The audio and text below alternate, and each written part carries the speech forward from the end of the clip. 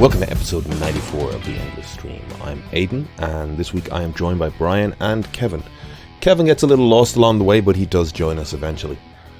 We are three artists, illustrators, filmmakers, and all-round shit talkers, and each week we take some of the endless stream of content brought to you through Netflix, Disney, Hulu, Spotify, YouTube. Wherever you get your content, we take a chunk of it, we watch it, and we talk about it. This week we are talking about The Menu with Anya Taylor-Joy, Nicholas Hoult, Ralph Fiennes. We talk about Bottle Rocket, which is Wes Anderson's first film. We talk a little bit about Warzone. We talk a little bit about anime. We talk a little bit about our desires to watch broader ranges of films. We talk about a bunch of stuff. If you like what you hear, please consider subscribing to the podcast, heading to Spotify or iTunes or Apple Podcasts or wherever you get your podcasts from. Liking, subscribing, rating, reviewing, all of these good things really help us out. On top of that, you can head over to Instagram at The Endless Cast over there. It's a good place to comment or send us a message. You can suggest something for us to watch. You can disagree with our opinions. You can like the art we put up. You can like the clips we put up. You can dislike it by commenting or some such. On top of that, you can send us an email at theendlesscast@gmail.com. All of that being said, let's get into the episode. Kevin is restarting his computer because it's being silly. But Brian is here with us for the first episode, or his first episode of the year. Whoop whoop. How you doing, Brian? I'd give a more enthusiastic woo if I didn't have a cough and a sore throat. And that's the reason you weren't with us last week as well. You have whatever that thing going around is that seems to have knocked everybody on their ass for a while. So far I have managed to avoid it, but I've just had the cough. But the cough just a cough, really? Well, up until like a day ago, it's been a cough. And it's not even the worst cough I've ever had, but it is really fucking with my sleep. The cough is getting better, but now, just since yesterday, it's kind of developing into a bit of a sore throat, and that is no fun. None fun. Well, did you, before you got the plague here, did you have any fun over the New Year's, over the Christmas? Did you get to go or do or see anything? My brother had a party, and I spent most of that playing with his new kitten, and it was great. It was good stuff. A new kitten? What's the kitten's name? I don't know if it's finalized, but they've been calling it Cosmo. Oh, cool. After Kramer? Yes. I love it. I was trying to, I got up early there and went downstairs to have a coffee early and try and do a little writing. And, I like to be, present in the house as opposed to shut away in this living room. But the minute I sit on the couch at this point, I am covered in cats. It's one cat today found a way specifically to perch itself in such a way that its head was resting on my notebook, and it's not conducive to accomplishing anything. No, it's not really, is it?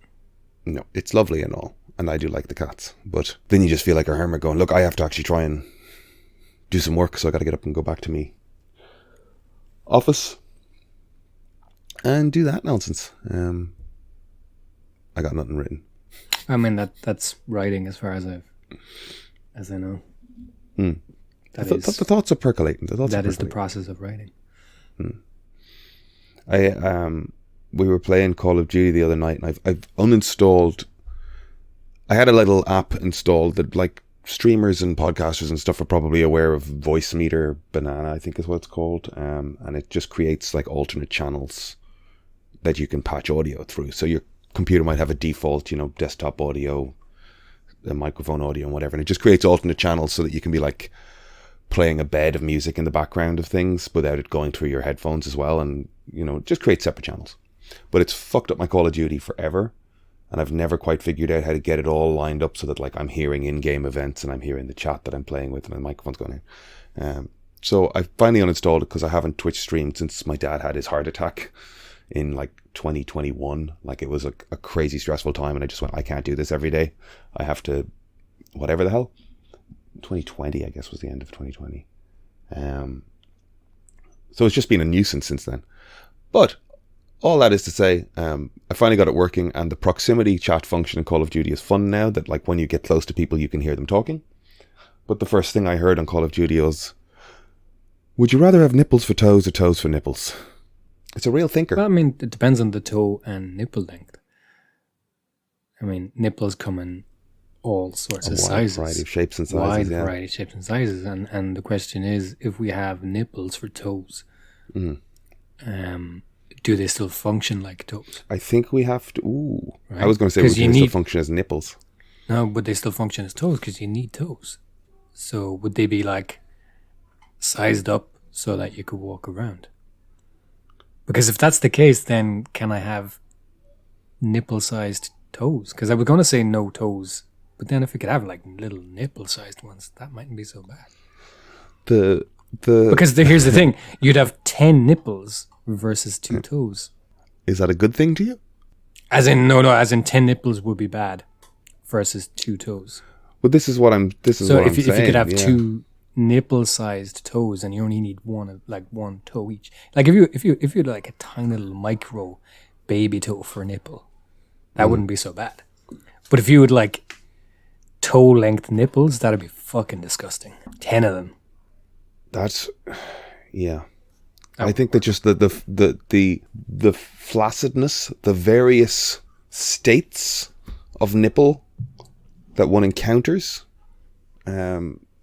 it makes them it makes it an unreliable base on which to walk around, you know? Mm-hmm. Like they'd need bones. And then is it a nipple anymore if it's got a bone in it? It's not. Well, it wouldn't have bones, you know, the nature of the question. You see, that's why it's weird if you go, that's what part of what makes it so weird to say you'd have toe-sized or toes for nipples, because... So you're basically asking someone, you know, do they want to walk again? But there must be people without toes that walk, right? You adapt. You change your gait accordingly. You probably use the sort of, what would you call it, the bridge end of the ball of the foot. That's people with no toes. If you put nipples at the end and they're as sensitive as nipples, how are you going to walk on those? This is the fear of it. But like, what I was thinking about was the concept of having to clip your nipple nails. Your nipple what? Toenails growing out of your chest. Having to clip them. I rarely have to clip my baby toe because that nail, it just never seems to grow. That's interesting. So if I've now gotten I've got small baby toes as well, man. So I don't think it'd be so bad. I reckon my baby toes are the size of some people's actual nipples. So I'm going with baby toe sized nipple. Preferably smaller because nipple sized. That's my answer. I think that's where I ended up as well. And I keep my toes. Yeah. Okay, it's a good thing we got to the bottom of that. It is. Thank you, Proximity Chat. Yeah, that shit is wild. It's good fun. Now that it's working for me, does lead to sort of paranoia because you kind of want to be. I want to be in the game, you know, which is like cool. I should have it on, but I talk too loosely. You know what I mean? I'm just chatting. I saw it just makes you a target. A TikTok, and it was probably faked. There was a guy kind of searching a building, and he could hear somebody because they were singing very loudly, and they were singing that Natasha Bedingfield song. I don't know the name of the song. The "Feel the Rain on Your Skin" one. And the guy starting from the standing with the something before it's building a building. So the guy is listening, and he's using the proximity chat to narrow down where the guy is, and it's too perfectly timed because he arrives at him just as it gets to the "Feel the Rain on Your Skin" part, and he joins in, and the guy turns around and goes, "What the fuck?" and then he shoots him. It was a funny idea. Probably fake, but it was like a sketch. It was like a sketch executed through the medium of. It was good. Warzone. It was good. I love that it's a medium now. They introduced a. That's so funny. We're watching at the same time a WhatsApp chat where Kevin is dealing with computer updates, so he'll be joining us eventually. Warzone introduced a feature called DMZ. I don't know if I talked about this. I definitely didn't talk about it with you anyway. And it's kind of like I don't know how to describe it. It's kind of like a campaign. You set mission goals. And your loadout is based on what you accrue the last time you played. So if you die in game, you lose everything. But if you get in, complete your mission, get to an extraction point and get out, you keep your loot, you keep your money, you keep what you found, and the goal is to, get a streak going of how many missions you get in, achieve, and extract from without dying and losing all your shit. I'm very bad at it. The place is populated with bots all over the place, so suddenly you're in occupied territory and you have to, find an item, loot a zone, take a stronghold. And what do you mean by bots? Like NPC enemies, or? Yeah. Okay. Yeah. So every sort of location is populated with not fake up. users. Not fake users. We know that these are artificial characters that the computer is controlling. It's just like playing a campaign, like a Call of Duty game. There's just bad guys. Yeah. But the thing is, as well, peppered in amongst that are a much smaller percentage of actual players, like live humans, in the game. And so it's not like it's not like Battle Royale where there's 200 people in there and it's a fucking free for all. There's the bots that are doing their job, protecting environments, just minding their own business unless you buzz by or open fire or actually assault. So you can avoid them a lot of the time. I just run straight into it and cause shit shows because I'm a problem. And then there's, I don't know, 10, 20 other teams in the map. I don't know what the actual number is. It is fun. The proximity chat does leave you option to just say, hey, do you want to team up? So you can invite a party and you expand your squad that way. I think it's up to 6. Live people will camp the extraction points, and like when you're trying to get out, just tear you asunder and steal your shit. It's good fun. It's an interesting move for Warzone, 2 years, 3 years in, to just introduce this whole other element or other style of gameplay to it. I'm enjoying it. I'm fucking terrible, but I'm enjoying the change up in gameplay. I guess it's a little like DayZ type of thing as well, like zombie characters running around. Or Call of Duty is keeping me.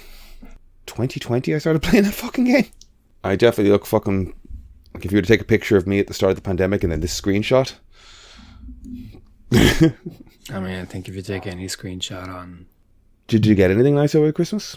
Books, money, DVDs, cigars, cigarettes? I got a cool book. I think it's actually based on a podcast. It was a guy, I believe he was trying to get him... There's 2 guys, one of them an anime fan, the other not, and the anime fan was trying to get his friend to watch a bunch of Studio Ghibli films. And he subsequently did. So it's a book from the creators of the podcast, but it goes further than Ghibli. It's very cool. It's most of the stuff in there I've heard of, but there's kind of a couple of pages on like just the production, how the thing came about, sort of the making of, essentially, and then there's a couple of pages on their review of the anime. Really nice book. Sorry. Cool. Is it like just little reviews or little like this is my experience with X film? I literally just said. I literally just explained what it was. Well, I guess I'm unclear from it. I know, but yeah, okay. It's a pretty expansive sort of library of different anime films, and the first half of each section about each production, it's about the production, it's about the making of, it's about the people behind it, the history around it, the legacy of that thing, and then the second part of the entry is their review. It's really nice. It is called the Ghibliotheque Anime Movie Guide. Ghibliotheque? That's hilarious. I like it. Do you need a coffee or... No, there is no way to explain what my brain did to leave me uncertain as to what a simple... it's a really simple concept. I get the book. I think it's a... My first thought is I would see that type of book in shops and walk straight fucking past it because it's some, company made tie-in thing that's just here's a list of all the Marvel heroes, and we see that sort of stuff. So when you said that it was coming from a podcast where they started doing a thing, that and the other, I guess I was looking for what's the thing that makes it sort of unusual from that. And as we talked, I realized it doesn't have to be. It just has to be what exactly you said it is. Wonderful. That was a really nice segment. That was good stuff. Really nice. Love you too, buddy. Is there anything in there you didn't know?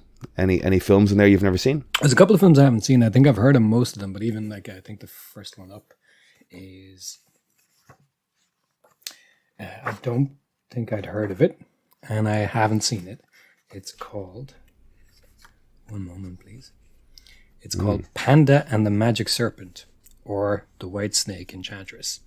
I've heard of the folktale. It's based on a Chinese folktale, and even the art style is it looks more Chinese than Japanese. It is from 1958.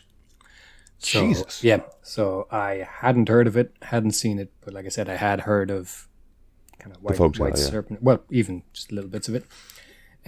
So that is like the first entry. Just gives you a little synopsis. So the Disney of the East, drawing inspiration from a Chinese folktale, Panda and the Magic Serpent, also known as the White Snake Enchantress, tells the story of a young man, Zhu Jian, I think, who falls in love with Bai Niang, a white snake that is magically transformed into a human girl. 1958. Director Taiji Yabushita, 78 minutes long. So there's a bit of a history of the thing, and then there's a review. It's pretty cool. The next one is The Little Norse Prince, which I have heard of. I think I know that one. I haven't seen it yet. This might have been, maybe not this one, but just going to Google that. Partially inspired. I might be mistaken, but I image. think some of the art in this partially inspired the kind of look of Wind Waker. I might be mixing that up with something else, but even if I am, No, I'd see that. I can see in Wind Waker influence. That was 1968. I might have actually seen that. I think I have seen that, but on YouTube, somebody uploaded bits of it. After that is Belladonna of Sadness again. I have seen some of that on YouTube. That one's pretty hard to come by as far as I know. Belladonna of Sadness. Belladonna of Sadness, yeah. So is... Adapted when you say from it's pretty hard to come by, Jules Michelet's 1862 book La Sorcière. Belladonna of Sadness tells the erotically charged, I love it already, story of a young woman living in rural medieval France who is sexually assaulted by a nobleman on her wedding day. Seeking revenge and the power to overcome adversity, she turns to witchcraft and makes a pact with the devil himself. It's inspired a lot of stuff, clearly. Lovely art style, though, isn't it? It's gorgeous. Well, I mean, the art I'm seeing on Google is stunning. I'm just like, is that what the film looks like? Yes, lovely, but washy, watercolory. It isn't like... It isn't fully animated, if you get me, you know? Yeah. But it is gorgeous. It's the type you see at a like animation festivals type of stuff. So, I guess that brings, when you say it's pretty hard to find, it's like, do we... It might be easier now. Crunchyroll? I watch way less anime than I used to, you see, so I don't really use anything. It's like there are some of these streaming services that I'm still like, is that available in Europe? It's probably easier to come by now, to be honest. That's the thing. The next entry is Castle of Cagliostro, which I have. After that is Night on the Galactic Railroad, which I do not believe I have heard of. Nope, I don't know that one, to be honest. After that is The Wings of Honimies, which I might have it in my attic on VHS. That was described as like anime's version of The Right Stuff. It's very good. It has an amazing soundtrack by Ryuichi Sakamoto. Next one is Akira, which I have. After that is Rujin Z, which I had. Ninja Scroll, Ghost in the Shell, Metropolis. So there's a bunch of this stuff I have. But it's very cool all the same because there's, I haven't read about really manga in a long time in that kind of way.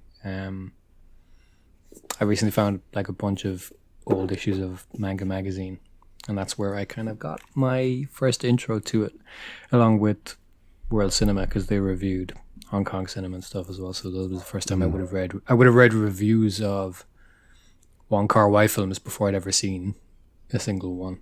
So it's kind of cool. Kevin is back. Everything working, I'm Kev? waiting for him to chime in because I'm letting him sort his sound out so he can tell us when he's ready. Can you hear through your headphones? Right, so this audio isn't going to work because your mic will be picking up what's coming out of your speakers. Right, okay. Cool. So he's still, until he's hearing out of his headphones, he is just a looming presence, a lurker, if you will, some sort of pod creep. Well, did you see any trailers then, Brian, in the last week that piqued your fancy? Anything game-related, book-related, movie-related? No. I threw a trailer in for Marlowe. I started watching it. The trailer? Mm-hmm. Dipped off? Dipped off. It doesn't... It's frustrating that it looks sort of...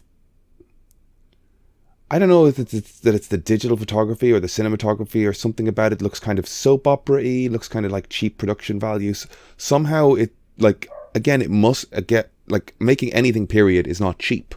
The fact that we're looking at those old cars and those costumes and the thing, it's like, it can't be cheap. But something about it looks off. And then you start seeing the cast and it's, you know, Liam Neeson and Jessica Lange and Alan Cumming and directed by Neil Jordan, and like it's not an insignificant production by any means looking at it, but just something about it, just when we've seen like Marlowe films throughout the years, this doesn't look like it's going to be a great entry. It's hard to make something kind of look slick and professional without veering into, like you said, you know, a TV production or something.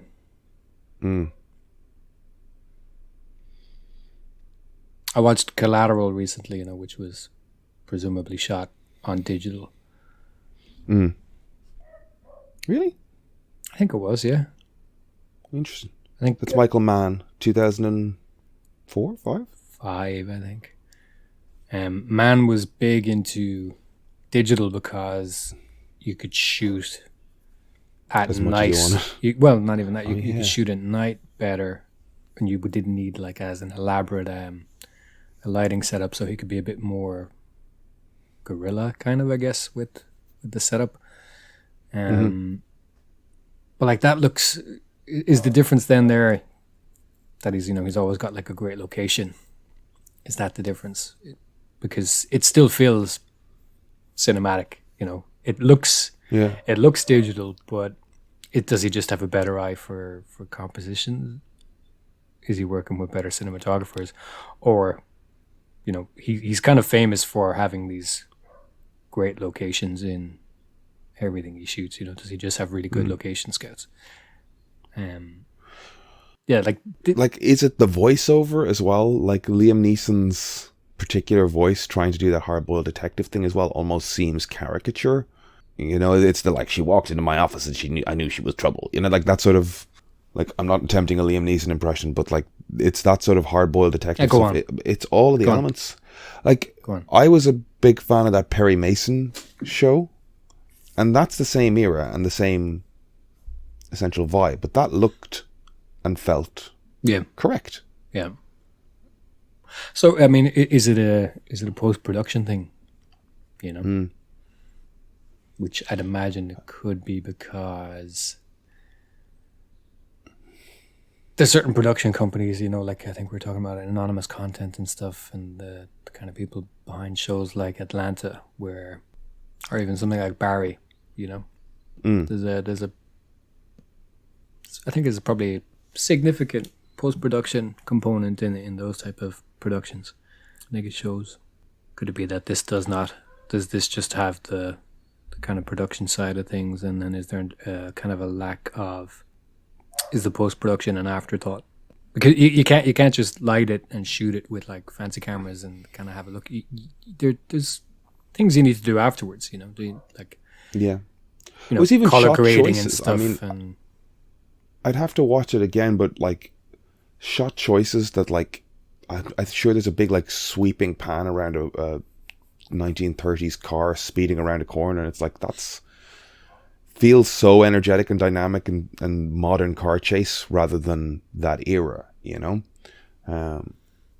Maybe the visual language we expect of a 30s noir is simpler in its, like, there's one or two shots in there of Liam Neeson doing a little bit of the Taken combat type of, like, that era stuff is Humphrey Bogart just throwing one punch, you know what I mean? Very ham-fisted. Are there that many Philip Marlowe, like, there's loads of books, but are there many films? Like, I can think of The Big Sleep and The Long Goodbye.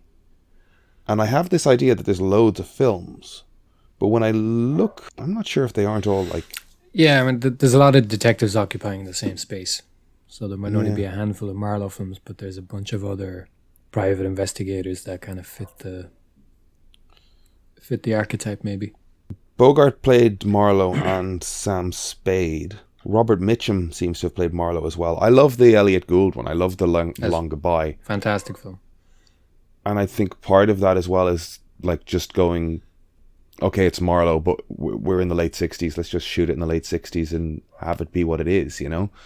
And there was something to the, like, I don't know, the slightly disaffected Vietnam era, like they had a whole sort of like downbeat recession era kind of bit of filmmaking as well. Like Marlowe stuff is sort of post World War II. Like there were phases in history or phases in film of like a lot of optimistic filmmaking and then a lot of like cynical kind of filmmaking. And I know that there's a broad range of both going on at the same time, but that 60s era has a reputation for protest film and reinvention and the studios changing direction and Easy Riders, Raging Bulls, that whole American New Wave stuff. Am I just saying lots of words and not saying anything? I was waiting for you to get somewhere. I was giving you time. Yeah. I guess what I was getting to was the sense that like the era that film was made fit with the era where the character was created. There was a similar vibe of like somebody's going to have to do something. The government's not necessarily on our side. Like 3 Days of the Condor is one where people talk about that in terms of like it's post-Nixon, post-Watergate film that's like showing an American cinema goer a sense of like the government isn't necessarily going to help you. In fact, sometimes they're just covering shit up and then they don't necessarily have your best interests at heart. Like sometimes people are just out for money, and I think there's a lot of that at the moment. But whether or not Marlowe is the character to sort of embody this, I nearly said the word zeitgeist. That's okay. I like Marlowe. I like Liam Neeson. I like Neil Jordan. I love seeing Colm Meaney and things. I've got a lovely affection for his big Irish head. So whenever he's working, I'm happy. I will check this out. I'm not holding it in crazy high hopes. Like, what was the Dillinger movie with Johnny Depp? That was Michael Mann as well. That was Mann as well, yeah. Yeah, there's something about that I didn't... Yeah, it didn't click. It didn't click. Like, you can't say it's not a well-made film, but you don't want to go and revisit it. Is there anything else? There's like Gangster Squad was a sort of mid-2000s thing as well. Like, there's been a lot of swings at this 30s thing. Or 30s, 40s detective thing. But it's not always successful. I remember reading, I think it's Killings Under the Flower Moon is the name of it. Killings Under the Flower Moon.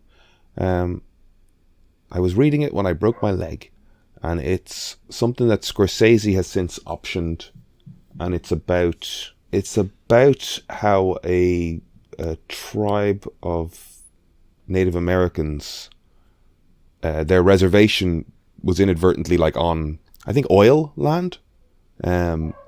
So there was the oil was being drilled, harvested, produced, whatever. But the way it was that every member of the tribe is entitled to a cut of the value of the oil.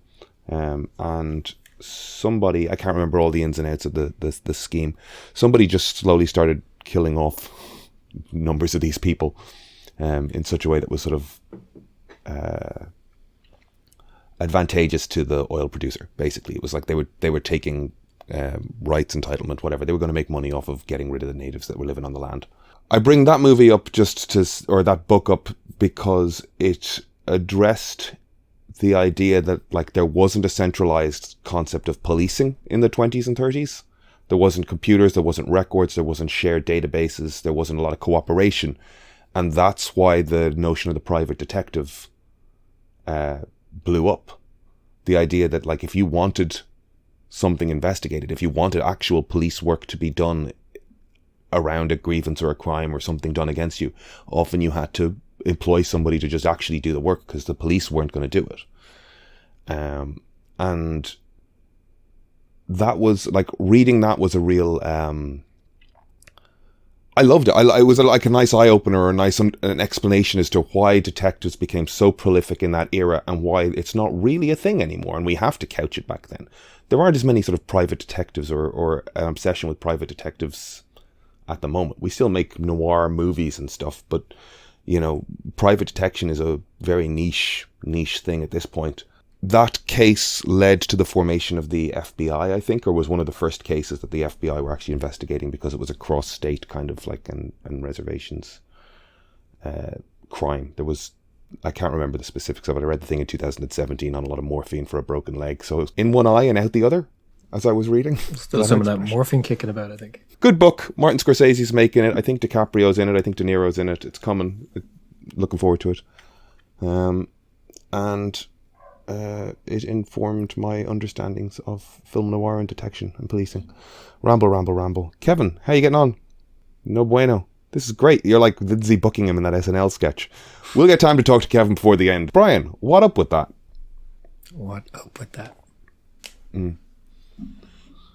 Is Kenan Thompson still kicking about? He is, yeah. He's still in... I don't like that guy. You don't like that guy. We've covered that. That guy. Has he done something in particular, or you just find him... I think we've covered this a little bit. That guy. Okay. All right. I like Kenan. Until proven otherwise, I will continue to like Kenan. He's just not funny, though. That's the thing. He's not. I enjoy his presence. He's a positive input to... You just like familiar things. That's what that is. Damn. He's not wrong. Shit. I watched The Menu last night. Did you watch The Menu? I did see The Menu, yeah. I liked it. Did you enjoy it? I did. Quite liked it. Yes. I enjoyed it too. The Menu is an example of a film that has got enough publicity and enough fucking TikTok clips that like it turned me off it. Okay. Like I didn't want to watch it, and also like I have enough association with the foodie world and have been raised around it enough that like I don't want to watch that content. Yeah. I don't want to see it. It doesn't interest me. I find it as pretentious as the filmmaker who made this film finds it, obviously, because he was definitely leaning into the like... I think it's just poking fun at it, though. Yeah. But I suppose my experience with it is I saw the trailer and I thought it looked interesting. And the next thing I saw was the two writers did an interview on Seth Meyers. And one of the writers of The Menu, he's a writer for Seth Meyers. Okay. And the other writer used to write for The Onion. He writes for Succession and other stuff. So I'd seen them talk about where the film kind of came from before I'd seen it. So I had literally just seen the trailer and thought it looked interesting, and then saw them talk about it. So kind of knowing that there's a strong comedy background. And then I kind of got to the end of it and saw Adam McKay in the credits and was like, oh, that makes sense. And one of the main writers, the guy who doesn't write for Seth Meyers, I think he kind of calls himself a foodie. And he was saying he initially got the idea when he went to, I think it's the place in, I got this wrong, I think it's Norway, where you've got to take... Noma? I don't know if it was Noma, but I looked it up and there's a bunch of similar ones, but it's probably Noma. We've got to get the boat out there. And he was saying that he's kind of claustrophobic. So once he kind of landed on the island and started to feel like, a bit claustrophobic, and he started thinking that, we're really trusting in them to kind of treat us well. And when he got back, he kind of pitched the idea to the other writer, who's Seth Reese.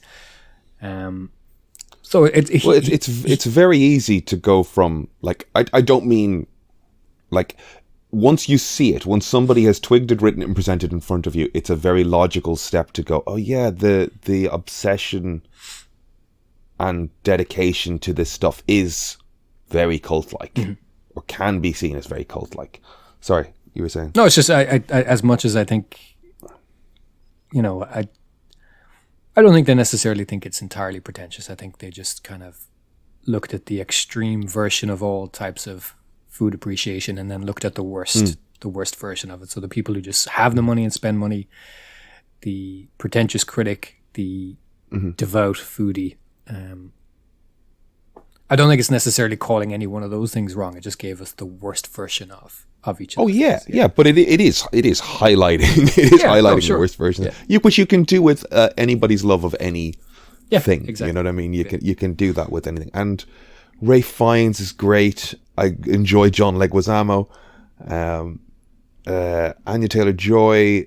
Yeah, I mean, she's really good and stuff. She wouldn't have been the draw for, I guess. I came to see Rafe.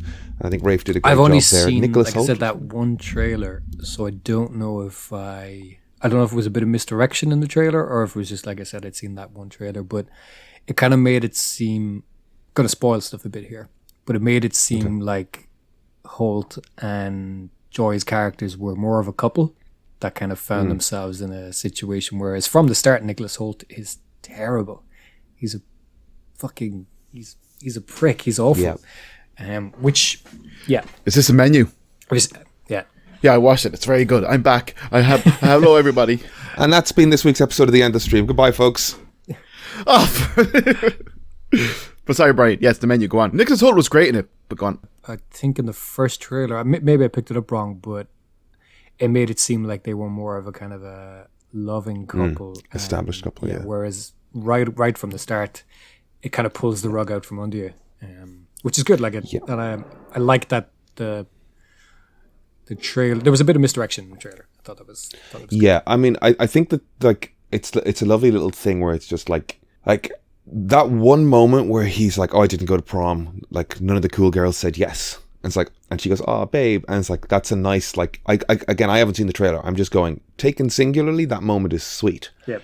When he kind of objectifies her as one of the cool girls for the third time, you're like, okay, this is, he's put her in a category rather than seeing her as a person. So yeah, without going any, I guess, further into that, like, everybody in this film is a very well observed extreme of an archetype. Fiennes is good fun. The editing, the sense of humor around when the menu items are presented with their little instructions and stuff. Have you watched Chef's Table? But those inserts are directly parodying that. So yes, yeah. That's the kind of, like, I guess, referential stuff that you can see and just go, I don't need to have seen Chef's Table. I 100% get that. Like I said, like, my mother's a food critic, so I was raised around foodie nonsense, and it's all lovely and whatever. I'm not big into it myself. Did your mum watch the movie? No, I don't think my mother would have time for it, really. There's some things she digs into and loves, and some things she's just like, she'll give it like 30 seconds and then she'll flock out. It's too, I think if it was more, like, she enjoyed The Bear, which, you know, I think it's too sort of dismantling. My mother doesn't like a crazy conceit, sci-fi, fantasy, horror, anything like that, sort of, like, no, she likes drama, which is fair, which is what you like. I was getting somewhere. Oh yeah. I guess I enjoyed it. I think I listened to the Mark Kermode review and it might have put me off it, but I didn't listen to all of it. I think he was just, like, stacking it next to Glass Onion, and when I watched it, I was like, this shouldn't be watched next to Glass Onion. These are not the same thing. Very different, yeah. And I saw one of the kind of criticisms I saw of it before I saw it was that the end kind of gets a bit generic kind of thriller, and I kind of disagree. Like it definitely does in places, but I think once you view it in the lens of a black comedy, rather than expecting it to go to, it kind of reminded me in some way of Midsummer. I was about to say, yeah, and I think watching it expecting Midsummer is a mistake, because it was never intending to go to like that strange kind of surreal folk horror kind of place. It was just more, it's more overtly of a black comedy. And when you watch it like that, then the ending, it definitely gets a bit generic, but I don't think it was ever trying to be, it was never trying to be an A24 film, you know? Yeah, and that's what I was watching, because I was watching it, and as they were setting up the like, oh, isn't this lovely, and isn't this, that, and the other, and then there's like something creepy in the distance or whatever. It's like I was getting like Midsummer vibes, or like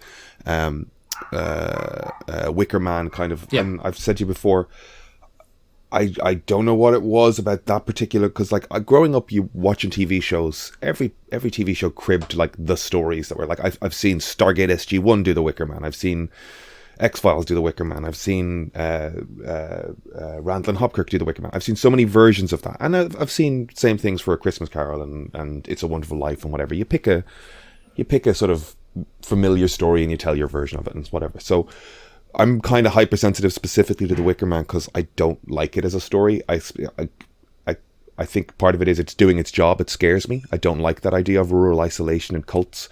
It's the same reason I don't like the High Sparrow narrative in Game of Thrones, because it's cultishness masquerading as piety, and it's part of why I have issues with Catholicism, and seeing that transferred. Anyway, I've gone way off, but like the Menu rode that line of being a bit like that but never quite going fully there, which made me not detach from it. And even as extreme as Ralph Fiennes' character is, there is a little bit of like reasonableness to him, which allows me to sort of still lock in. Like it's kind of like the Banshees of Inisherin as well. There's this lunatic conceit of, I will cut my fingers off if you talk to me again, and that's the sort of like, we're going to keep that. That's the he's kind of broken by this kind of pursuit for perfection, and you know, striving to do one thing and then serving it to people that he feels are ungrateful, as opposed to having this, like his intention was always to sort of end things. You know, it's kind of like enough of this. And he's picked people. Yeah, as opposed to a sort of a cult-like figure who's doing this thing in a cycle, and whose intention is to sort of control and keep control and kind of sacrifice. It's coming from a very different place. So his character he's more of a broken person that through his pursuit for perfection has a following, as opposed to a sort of a manipulator who is kind of, you know, swayed or convinced people to get behind some bullshit. He never really sought out to have this devotion. And then he bought into a thing. He has this mental break because he's pursued this thing, and he's got givers and takers, and he's all these people kind of supporting him and his vision, but he's not the same as, you know, the cult in Midsummer or the cult in Wicker Man or you know, it's different. And it's See, and that's why he bought into a thing, and they all bought into a thing, to the point that even as they achieved it, they went, "What the fuck are we doing?" They were able to break the obsession, and then it turned in on itself and became destructive. But like he sort of wrecked. I'm looking at that in terms of like, that's the thing, I suppose. People that build towards career. You know, anybody. Like, you do see people online talking about the idea that like they've been raised, and it's a Fight Club thing as well. You know, it's like, go to school, get a job, have a family. This is the thing you have to do. These are the obsess, and then you kind of get there and you're like, what the fuck am I doing? And what is the end goal of this?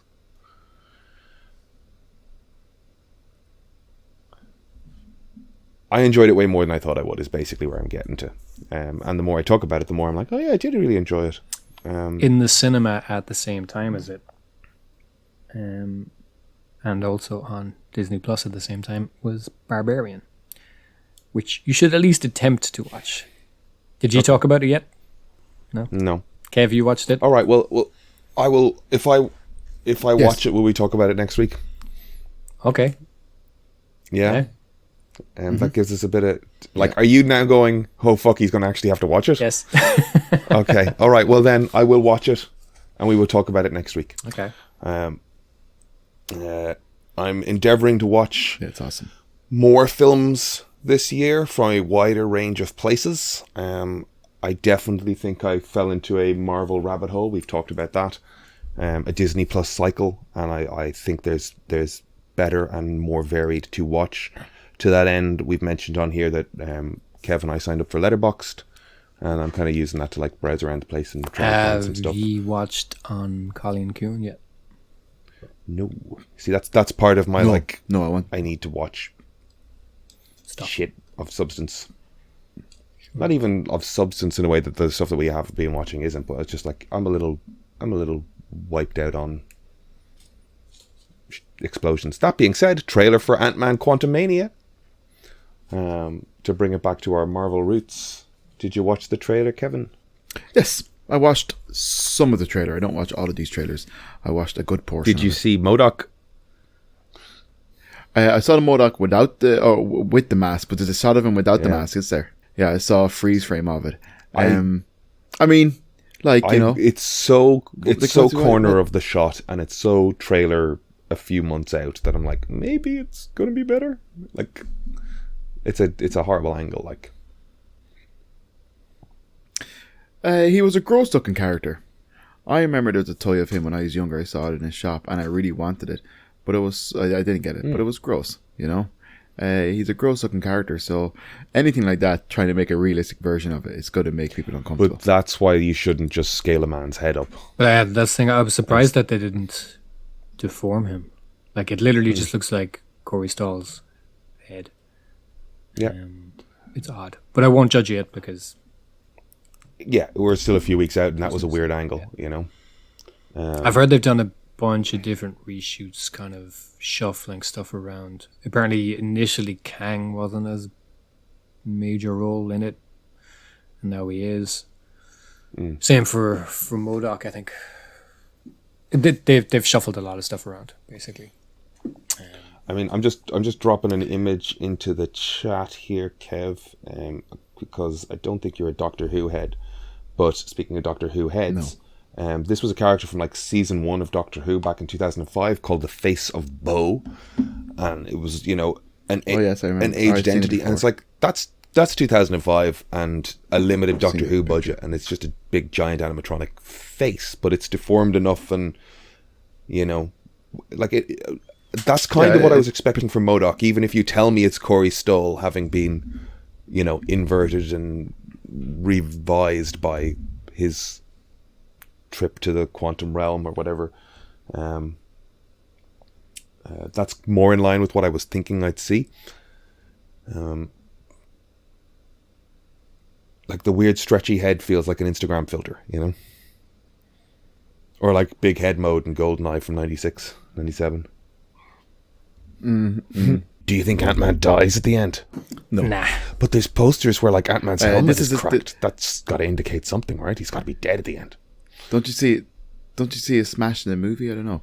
But it's also time, so nothing in this is you know, set in stone. But what was I gonna say? Didn't Kevin Feige or someone say that this movie? I love like the point of references their own stuff, but it's like this is a Civil War level movie. But it's like, thanks for telling us.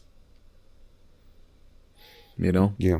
Let's watch and see if it's a Civil War level movie. But still, like, actually, I'm not gonna not to get this too distracted. That's it not working then. You know, if Civil War sat in a pecking order that led up to an Avengers or whatever, and we knew where we were in a phase based on, you know, this is where this feels like in terms of pacing and the narrative across the Marvel films. Where it's Civil War, like next up will be.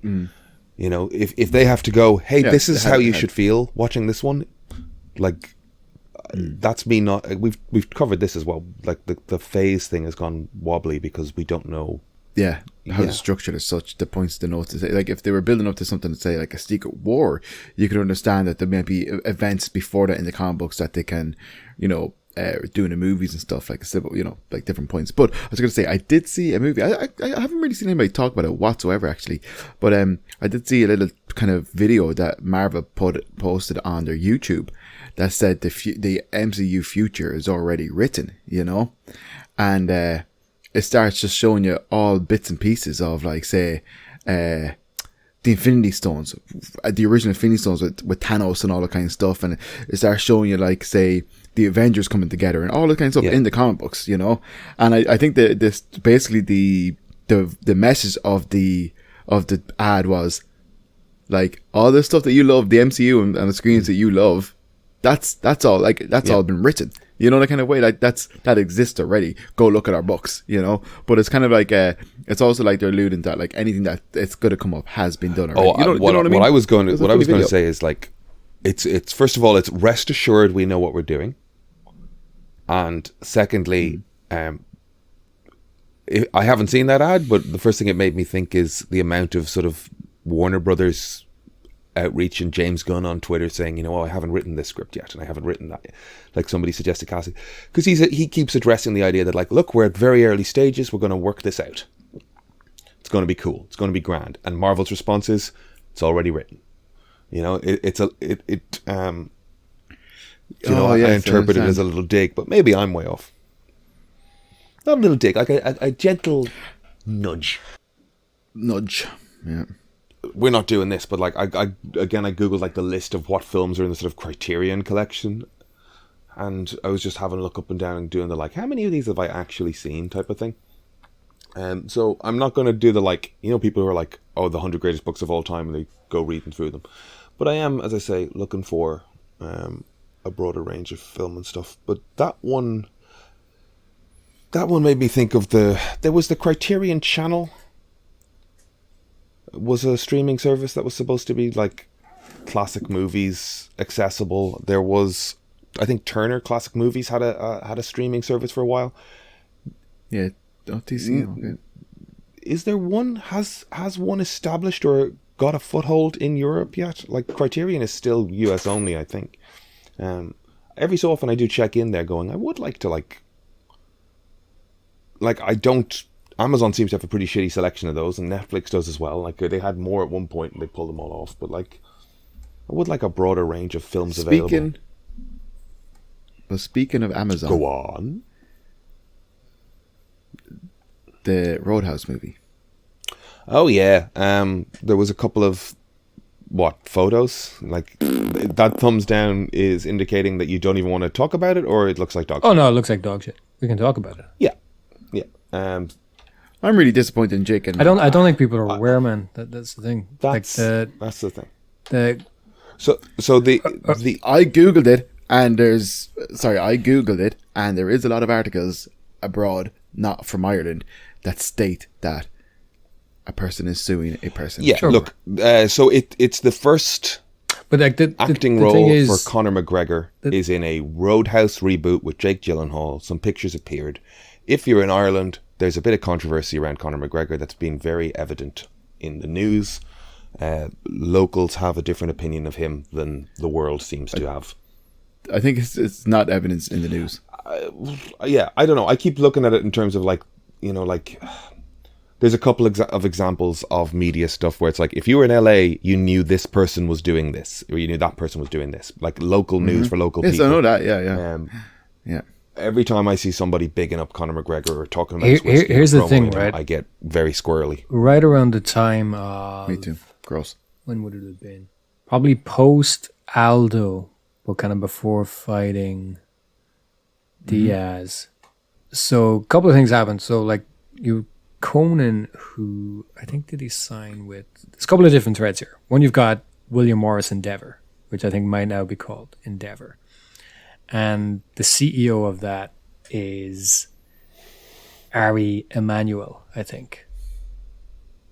And Ari Emanuel is the guy who Ari Gold was based on in Entourage. So back around the time when Entourage came out, everything Ari Gold does is basically Ari Emanuel. And that was when he was like the most powerful agent in Hollywood. Now he's CEO of this massive talent agency. He's not just an agent. He's like, they own the UFC. Right. So I think, like I said, I think there was Conan at one point. He either signed with I think he signed with Endeavor. It's kind of a big deal, but I think it meant Endeavor. Conan O'Brien. Yeah, and Endeavor bought the UFC. So Conan then had shares, I think, in UFC. So Conan had McGregor on a couple of times. So there was this massive push behind McGregor because he's by far the biggest draw they've ever had. He's the most charismatic, or was, in terms of like. Not, I'm not saying I think he is. That's how people responded to him. He's the biggest. He's the biggest draw for tickets. He has the global success for it. Yeah, but despite having a shit actual UFC record. But he has, and I think this is one of the reasons why the cases, why they didn't get as much, why they've kept it under wraps. He's got the power of Endeavor behind him, and there's this massive push to make something of him. So like when you consider like the stuff in Entourage is all based on shit that Ari Emanuel did. Ari Emanuel's brother is Rahm Emanuel, who was Obama's chief of staff, and he was then mayor of Chicago, and he's known for being the Ari of the political world. Politics. You know, Right. so you're talking about this like immensely connected, powerful person who before, like I think it was around the time of Diaz, maybe post Aldo, because that was like he was definitely on the rise, and then he was huge after he beat Aldo the way he did. But he's had that sort of backing behind him since then. So I'm not, you know, I am disappointed in You're not surprised. in Gyllenhaal as well, but at the same time, is he even aware? There is articles and stuff over there. That's my thing. But, Do you think people? yeah, but like I said, he's got the power of Endeavor behind him. They've been trying to make him an even bigger brand. He's got kind of more crossover potential because like this is they're not just film industry. They're agents for sports stars and everything else as well, you know. And basically, I've taken a long time to say that he's got a lot of backing behind him, behind like the biggest talent agency in. Yeah. Well, I hope the movie bombs. I think it will. I hope it's not the start of his career. I do not want to see McGregor in the MCU. Oh God. God, no. There are examples of people who have got shitty doings in their history, right? Like Mark Wahlberg is famously a case of like he's got like a. I don't think we should. Look, just give me a second and we can cut whatever the hell out, right? Wahlberg's got that assault in his record, in his past. That's public record. Everybody knows that, you know? And he's gone forward and we haven't really seen, well, as far as I know, there's nothing else like that and he regrets it and it's a black mark in his fucking history. The problem I have with the McGregor end of things, aside from the very nature of everything that's sort of stacking up in his backlog of shitty behavior, is that there's no change. There's no There won't getting be. his shit together. There won't be. And there won't be. Yeah, because he's a vile, egotistical fucking creature. Well, now, He's a narcissist. remember where you wanted to sit on the sort of fence there for a minute, like, and then went straight into attack. I'm being careful with my phrasing here. Irish libel laws around what you accuse somebody of doing are very punitive, apparently. So we have to be very careful how we phrase things. Cut that out. No, that's again, I think it's safe to say that Irish libel laws are such that we cannot say specific things, but they are matter of record in some ways. You can go and read yourself about Conor McGregor. As a result of his behavior over the last few years, like people in America, I think, are going to be well aware of, like, you know, he threw a phone at somebody or he got in a plane and he attacked somebody at that fucking car park. You know, they just aren't aware of the stuff that like tips him over into fuck this guy forever, basically. fuck him forever, and fuck people that are buying his whiskey and fucking bigging him up and promoting him. Yeah. True that. True that. And the fucking rest of Ireland should be on the same page about this, and it bothers me when we don't see it. I know. Yeah. It's gross. Again, it's completely on record that he hit an old man in a pub who wouldn't drink his whiskey. Mm-hmm. And again, he barred that old man then. And these are the things we're saying he did. So that Roadhouse movie will just disappear into the Amazon algorithm, and I won't watch it. They've made 2 or 3 sequels. Watch it. I can't imagine that's going to be any good. I won't watch it. I never drank his whiskey. I won't touch a thing that lad is around. I just don't want to know. Yeah. He had a golden opportunity, and he unfortunately went down the wrong path as far as I'm concerned. He didn't. He didn't go down the path, but he's just stayed true to who he was. I don't even want to fucking do that, because like at the beginning of the man's career, you just go, hey, this guy's digging up. Maybe he'll make something of himself, and what he's made of himself is a fucking menace. Let's move on to happier things, though. Last week, Kevin, we said we were going to watch Bottle Rocket because neither of us have seen it, and it's a gap in our Wes Andersonia. Is that a word? Have you seen Bottle Rocket, Brian? Yep. Yeah, Brian references it before on the podcast. I'm just, for the listeners, making sure we're all on the same page. They can go back and listen. I'm not repeating myself. Gross. Do you enjoy it, Kevin? Yep. Oh boy. Okay. Did you not enjoy it? I watched it. I fell asleep during 1 or 2 bits of it. I'll be honest with you. I watched it last night with Emer, Sive, and Mark, and right. I dozed through 1 or 2 bits, but look, I liked it. I liked it. It was fine. What would I rate it out of 5 on the old Letterboxd? Well, let's get to the rate, and let's talk it through a wee bit. This is Wes Anderson's first movie, right? It's pretty accomplished technically to be his first feature. Does he have shorts in his background? Was this anything? It's Owen Wilson's technically Owen Wilson's first movie. Yeah, the Owen Wilson Luke, did it apparently. Owen Wilson did a short in 1994 called Bottle Rocket, and then this was their next movie in 1996. It was his first movie, and then he went on and did like Anaconda and blah, blah, blah. And it's just like, wow, Owen Wilson went from Bottle Rocket to like stardom, you know? So funny. So Anaconda's a great movie. So did Owen Wilson? So was Bottle Rocket the short made with Wes Anderson then? Yeah, and then they scaled it up to a feature. Must Is that be, what we're saying? You're presenting me information. I didn't. I just looked at his IMDb, dude. Brian, this guy. Like, I had an image in my head of this movie as being ropey as fuck. As being like first film, almost Super 80 kind of wobbly, studenty film. And I could have sworn you watched it with us in Dunleary in the house we had. I have a memory of it being on, but I don't remember the film at all. Right. I do remember like I wasn't into it and wasn't interested or whatever. Like, I think we were supposed to be going out or something, and a movie got put on. I'm like, what the fuck is happening? I think I was more like, are we not leaving? Excuse me. Wes Anderson did the Bottle Rocket 30 minutes short in 1994 with the 2 guys as well, and then they made a movie about it. Right, so they had a grounding in what this film was going to be before they scaled it up to the feature, because it has a lot of like Wes Anderson stuff as well in terms of like its pacing and its shot construction.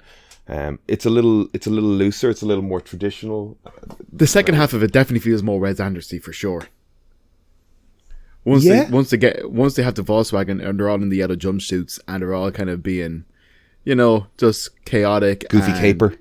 Yeah. It really takes very kind of when Anderson turned there, and you can see the beginnings of like how he kind of his cinematography in the movie. I think there's some shots where it's like it may not be super symmetrical, but you can see like there's a shot of the guy sitting on the couch, and the way they sit and everything is very framed and stuff. But there's a couple of people in the background that aren't super symmetrical. Where I think if he does it now, it's like even though there might be like 4 different people in the background, they're resonating in a way that kind of complements the shot and makes it more symmetrical. The way the camera moves as well, like the there's like telephoto zoom stuff happening, or just whoop, just like up into people's faces and stuff. The opening shot is Owen Wilson opening the windows, and it's a close up of his face. And then I realized it was Luke Wilson. Those guys looked a lot more like when they were younger. I guess Luke had a lot more blonde in his hair at that point. I don't know if he was dyeing it blonde or is he dyeing it black. But it darkened even as the film went on. I think that opening was fun though. The like climbing out the window on the rope. Who's helping you? Oh no, never mind. Yeah, it's good. Good. Yeah, well, interesting. Like kind of to see Owen Wilson and stuff so young. I was watching it going like, wow, he is super, super young in this. And then when you actually go to it, it's just like, yeah, it was his first movie basically. Then he did The Cable Guy, and then he did Anaconda. The Cable Guy? Who's he in The Cable Guy? I don't know. It's the second movie, dude. It's probably like a short part. Brian would probably know. He's the date that Broderick's ex goes on. He goes into the bathroom, and then Jim Carrey assaults him in the bathroom while Pusher Man. I think is it Pusher Man? It's a song from Superfly is playing anyway, and it's a very funny song. Because Owen Wilson is getting beat up by Jim Carrey, and he's making him like suck the hand dryer and stuff, and Owen Wilson can barely keep a straight face during the whole thing. It's very funny. Jesus Christ! Should we watch Cable Guy for next week? I haven't No, seen that we're movie watching in bloody years. Barbarian. Should we watch Cable Guy? I too? love Cable Guy. Cable's good. It's great fun. Let's watch Cable Guy again. You gotta watch Barbarian first. I'll watch Barbarian. Yeah. I will watch Barbarian if we can also talk about Cable Guy just to help me get through it. Sure. Okay, let's rewatch that again. I really enjoyed James Caan. I haven't seen him in ages, but like, he's dead now. is he dead now? He is. Fuck. The kimono and the little top knot he has at one point when he's just sitting. I know, it's so funny. I feel like James Caan did that because they told like basically we're gonna have you like this fucking standing up to this guy and doing this and that, and he's just like, yeah, that fits what I want to be like. That's what I want to look like. Do you think that came from Caan, or do you think it came from Anderson? I think there was a couple of young guys that got James Caan in a movie and indulged him. What do you think? He's definitely. I guess he's. I wonder. Is he in any more Wes Anderson movies? I don't know. Because the next one's Rushmore, right? Yes. Have you seen Rushmore? Yes. We covered this last week. Okay. Yes. I have not. I've definitely seen Rushmore. Okay. Oh no. I've seen so much. We're obviously talking about it last time, but I've seen fuck all of Wes Anderson's back catalogue. I've seen very little. Well, that's why I'm asking. Have you seen Rushmore? Will we pop that in for next week? We just work chronologically. No. But I'm also stacking too much stuff up for next week. We're definitely watching Barbarian. What did you give it out of 5? Maybe like a 2.53. Wow. That's not very like. It's not like. But to be honest, I slept. Like I said, I slept through different bits and pieces of it. So, I can't really can't review it too strongly. However, though, I like other types of movies. Okay. 2.5. 3. Yeah, basically, like I'm actually kind of like this podcast is actually costing me money at this stage. I'm in negative equity. Explain. I had to pay for that movie. I had to rent it. Aiden's going to reimburse us for all that. Oh, okay. You just got to fill out the form. Yeah, you just got to fill out the form. Yeah. Claim form. Well, okay, hold on. You watched €4. You watched it with Sive and Emer as well? And Mark, yep. And Mark. Did they enjoy it? Yeah, I think so. Yeah. Or were they like... He was asleep the whole time. Did you all just like come home after the pub with a couple of pints and a joint and then went, let's put on a Wes Anderson movie that I need to watch for tomorrow, and the 4 of you fell asleep on the couch, and now you're like, 2 out of 5. We were Didn't playing keep me a very... awake at 2 in the morning. We were playing a very intense board game initially. Right. And I guess we were probably just exhausted after that. So, safe to say you weren't in the best of mindsets to watch a film at that hour of the day. Excuse me, do not safe to bet anything. Safe to not bet. So look, it's not my favourite Wes Anderson movie. Yeah, exactly. Fuck you. It's pretty. It's funny. It's well made. The heist is great fun. Yes, it is. I would be giving it closer to a 3.5 to 4. You know, like I'd have it at a higher end for sure. I think like I'm finding this with the Letterboxd stuff. I'm not picking movies I don't like and giving them 1 stars. You know, I enjoyed Bottle Rocket quite a bit. It's really good fun. I loved seeing a really young Owen Wilson. He's so sharp looking, especially that little haircut and like the white outfit's cool. I think liked 2.5 is really harsh, man. But no, but look, man, like kind of, yeah. I don't. Okay, but a thumbs up or a thumbs down? Thumbs up. You know, like the thing is, it's fun from what I saw. You know, and like because to be honest, like I'm probably like kind of being hard on myself in a sense. I probably saw more than I actually think, but it's I just funnier. don't want. I just being apprehensive because I was aware that I stepped through elements of it. But I kind of, you know, it was nice to see Luke and Owen Wilson kind of like doing something like that. And like it's like when I watch Swingers with you, Brian. It's like it's just cool to see like these guys back in the day doing this stuff, and it's nice. It is good to see. It's good to see like a young Wayne Anderson doing stuff with like the Wilsons and all that kind of jazz. It's nice to see it. There is a thing like that I've talked about before where you see the fruition of effort. Like I've seen people that did like Kickstarters or GoFundMes to make films, you know, and people through social media that have made films and stuff. And you go and like, even at this point, a Kevin Smith movie is going and seeing, you know, a guy you like do a thing. It's not a fucking fantastic movie at any stretch of the imagination, but you enjoy seeing somebody do a thing they like doing, and you kind of enjoy the world of their people, you know. I mean, saying, but I do think that's a sort of more dismissive category of film. Like, this isn't like your mates made a short. Thumbs up from me, closer to 4 stars.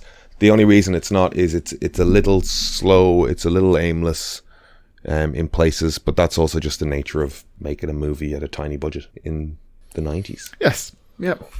I can appreciate more it than makes up for it with character and style. Yep. I think it's for what it begun. It's a great outing. What's the plan for this week? Going anywhere? Doing anything? Any mad projects? John Mulaney on Wednesday. Bag of Cats on Friday. Friday, isn't it? Yeah, No. Friday. Chaplin's Friday, Oh, yes. 20th. Yes. Get your tickets now at Bag of Cats group on Instagram.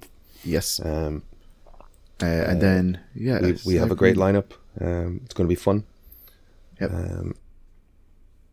I have to get there for 6 o'clock or just after 6 o'clock to set up. I'm the one driving all the gear in this week, which means I have to park the car and go home right after the gig. But wouldn't where it's not close to the shop, is it? It wouldn't help you to drop stuff into the studio the night before. Depends how much stuff you have. yeah, I just have to take it home anyway. Like it's just Connor's away that week, so it's just going to be 5 of us. But If I could drive, I'd do it for you, buddy. no, it's all right, pal. I love the sentiment, but I ask too much. It's as good for me to say do a show and go home rather than get pissed on a Friday night. My liver can't take it. But we've a good show lined up. We've got some good stand-ups. We got some sketch comedy. We got some improv comedy. It's going to be fun. Mulaney's going to be good, I hope. Mulaney's excited. Brian, you're going off for that? Hopefully, yeah. Okay. I have some nonsense to take care of, but I should. Well, you keep us posted. will Keep us posted, buddy. Yes, I think that's like kind of our the main things for next week for sure. Anyways, I'd imagine. Mulaney's. I'm looking forward to Mulaney specifically because it's in the Olympia. A number of things I've seen over the last few years has been the 3 Arena, and I don't care for that place. I may as well be at home watching my telly. The 3 Arena feels more like a more human venue. Out of I saw Vicar the Street, I'm Impractical happier Jokers to go to. I saw the Impractical Jokers in the 3 Arena. Yes, me too. Were we there together? Oh yeah, did we go together? We did. Did we? Or did I go with Fecca? You definitely went with Fecca one time. I remember that. I think I must have been to. I only saw it once. Anyways, I was going to say something else there because on a side note, I am in the 3rd season of Derry Girls, and Derry Girls is very good. I have only seen 1 season of that. I tried to watch the 2nd season when Netflix put the 2nd season up. I think But it's back on now. I think. I think it is now, but It was up I for should like watch a it. I weekend. got a little speed bump. Yeah, they fucked up some licensing thing and they just put it up. And then they were like, oh shit, we can't do this. And they had to take it down. And then I was like, well, they're going to sort that out. It's going to go up again in a month, right? And it took like 2.5 years. Yeah, so Derry Girls season 1 and 2 are on Netflix, and season 3 is on 4OD. And I really, really, really enjoy Derry Girls. I think it's so well written. All the characters. I feel like Lisa McGee is the original creator. But I think like it's one of those ones where like I feel like she could take any character from that show and drop them into some random situation, and she knows exactly how they're going to react. You know, they're so clear cut. Like every reaction or everything that they do, it's so indicative of that character. Like it's really well done. It's a great show. I think it's very funny. Anyways, I think it's great. Some of it's gas, like, you know, kind of like just obviously, you know, we all grew up in the 90s more or less. 90s, early noughties and stuff, but just seeing like kind of, you know, the stuff that they're going through and the different things going on, it's nice. It's good fun. Yeah, Derry Girls is a good shout. Yeah, it's a good show. I don't know why, like, you know, it's a Channel 4 production, right? Yeah, I think so. Yeah, it's Channel 4 with Hat-Trick. Are Hat-Trick Irish? It's mad how RTE just can't create good content. The best Irish stuff we're getting is from Channel 4. Like, Aidan's terrified to say that because he wants to bow down to the RTE legions. Don't worry, pal. You'll get your bloody Family Fortunes reboot. you'll fucking get presenter your job gravy eventually. train. Yeah, if I can host Winning Streak. Yeah, the reboot of Winning Streak. You'll be doing Telly Bingo, buddy. But yeah, Derry Girls, great. I'm trying to just think if I watched anything else this week, but I don't think so. Bottle Rocket, Derry Girls, I think that was it. I'd have to look into it, but yeah, I think that was it. Yeah, I'm trying to think what else I did. I mean, I went to see comedy on Friday night, just like as a punter. Went to Hysteria, and it was very, very, very funny. Like, really, like, kick up the arse, go and write some shit funny. Good. And then I went to Hacienda and ended up in Workman's, and definitely. Did you get into the Hacienda? Yeah, I'm not mad at Hacienda specifically because of that fucking shit. But it was fine. I got in there for years and I didn't realize or know that there was any sort of kind of say vetting process. That there was any way. Yeah, I got in there for years, never had a bother. I remember somebody telling me like, oh, blah, blah, blah. Like, I actually, but then like I knew a lad there for a while then, coincidentally after, like, you know, after a while, but no, like I got in there for years, never knew anything about the place. And then I remember somebody telling me once, like, we were talking about last night, and he's like, oh, he's like, I've always heard about it. Like, I never get in. And it's just like, why? It's never get just, in. you know, around the corner or whatever, he's just like, oh, your man's like kind of like real choosy, real picky. And I was just like, oh, geez, I never experienced that in my life, you know. Next night, I literally like went down at La Hacienda, didn't get in. I was like, all right, you literally knocked on the door, your man come out, nah. And I was like, oh, okay. It's like, fuck me then. You know, Sarah and Emer and everybody was inside or something. Or at least definitely Emer's brother was inside. Yeah. But it was just kind of like, what the fuck? Like, all right. You know, weird. The guy I was with, I don't know, I'll cut this. Anytime I've gone up, we've got in. Because I don't think he vets that badly. I think he'd have to be drunken and Larry or whatever the fuck. Or they'd be full or whatever. You know, like... The negative association I have from it is I don't like vetting processes to begin with. You're either a business or you aren't. Let me in. I'm not going to be a dickhead. And the other one is that time I went with Scruff and we were playing pool, and this guy with nothing else to do with his day showed up, put his coin down. I've got next, and suddenly it was winner stays on. And this guy had brought his own cue. Oh, what a fucking loser! So he just mopped the floor with everybody, then went and sat up at the bar at his pint, and we were like, "Now we're good, thanks." And a couple came along and wanted to play, and they put a coin in, and he walked right back up and goes, "It's winner stays on. I'm playing." And he, got between this guy and his girlfriend who wanted to play pool, and just kicked his ass or kicked her ass or whoever it was playing, and just really made it kind of hostile. And we're just like, right. He was an ass, like whatever. If there's a fucking house rules or something, but people just wanted to come in and play each other.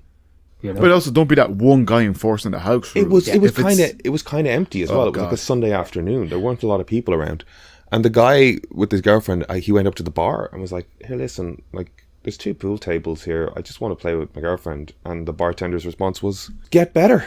Yeah, that's all toxic stuff, isn't it? It's all just crappy, toxic human, small dick energy. These guys are useless waste of space, and I'm sure they're not happy in themselves. That's the thing. Is like, you know, I remember in the show, like if a couple of people were playing, it doesn't matter if it's like a couple or a group of friends or something. If they're playing, the idea is you can't hog the table. So like somebody's more than welcome to come up, put their coin down, and there can be a queue of coins, and like that coin is for whoever wants to play. So if the 3 of us are playing, and we're playing, and it's me and Aiden wins, and Aiden stays on, and it's this back and forth. Second, somebody comes up and puts a coin. Once our game is done, it's done. Whoever put the coin down can then play whoever they want to play. And if they're there by themselves, they might say, "Hey, do you want to play?" You go, "Yeah, sure, no problem." Mm-hmm. But if another person comes in and puts a coin down, that guy doesn't get to stay on. It's whoever puts that coin down gets to play whoever the fuck he wants to play. The guy wasn't civil about it at all. Yeah, like, it was just loser. Yeah. Loser. He's an Oh my asshole. god. Yeah. Yeah. Can't wait to go down there and find him. So that's why I have since got a negative association with the place. And, you know, like, we went and we just sat around the pool table and chatted and whatever. It was fine. But it was like, it's just, who needs the fucking... I don't need to be tiptoeing around the owner who fucking might... No, absolutely not. And it's like, it's not like, at the end of the day, like, it's just a fucking bar. He needs you. We do not need him. People need to fucking cop on and like grow up and listen to this bullshit. Tattoo artists are nightmares for it. And don't leave that in. but I just hate this thing of like, you're providing the service. Where the fuck is this chip in the shoulder for you, you know? But sure, that's everybody, isn't it? Fucking the world over. Every industry. Of course, one day we'll head down to Hacienda and find ourselves getting menued. Oh, killed. I will, Yes, I understand.